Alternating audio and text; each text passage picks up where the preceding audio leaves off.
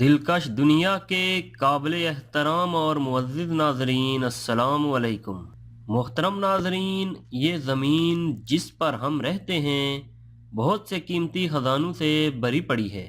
ان میں سے ہی ہیروں کی ایک کان ہے جسے دنیا کی سب سے قیمتی کان کہا جاتا ہے، جو روس میں واقع ہے، اور ہمارا آج کا موضوع بھی یہی قیمتی کان ہے۔ لیکن موضوع کی طرف بڑھنے سے قبل نئے آنے والے دوستوں سے مؤدبانہ گزارش ہے کہ چینل کو سبسکرائب کرتے ہوئے ساتھ موجود گھنٹی کے بٹن کو دبا دیں تاکہ نئی آنے والی ہر ویڈیو آپ احباب تک آسانی سے پہنچ سکے۔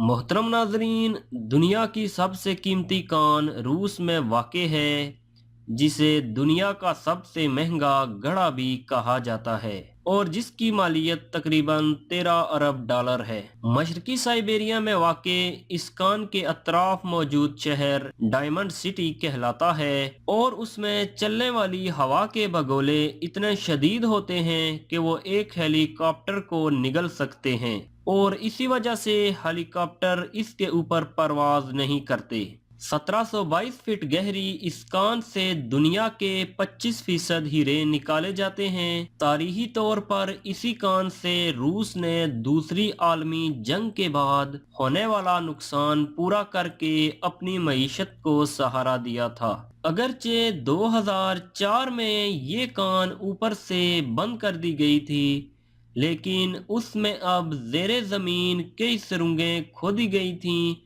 اور سال 2014 میں ان سے 60 لاکھ کیرات کے خام ہیرے نکالے گئے تھے۔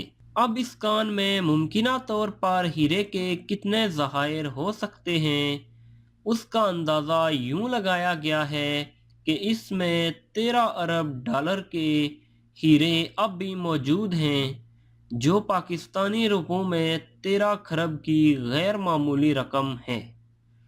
ماسکو سے 5000 میل اس کان کے اوپر اڑنے والے کئی ہیلی کاپٹر حادثے کے بعد تباہ ہو چکے ہیں، کیونکہ کان کی ساخت میں ہوا بگولے کی صورت میں چلتی ہے جو ہیلی کاپٹروں کو نیچے کی جانب کھینچ لیتی ہے۔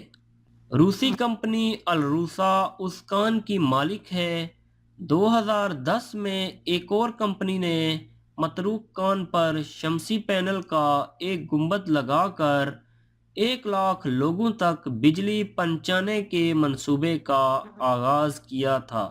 کان سے اب تک سب سے بڑا ہیرا 130.85 کیرات کا ہیرا نکالا گیا ہے، جو سائز میں گولف کے ایک گیند کے برابر تھا۔